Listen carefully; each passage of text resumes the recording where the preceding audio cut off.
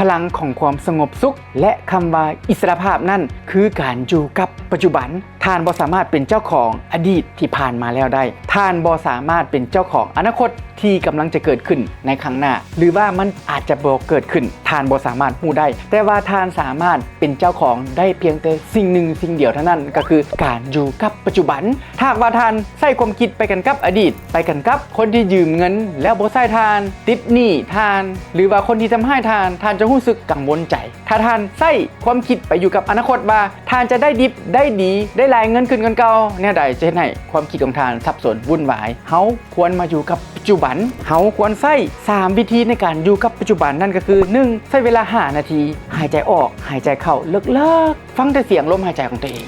2. นับถอยหลัง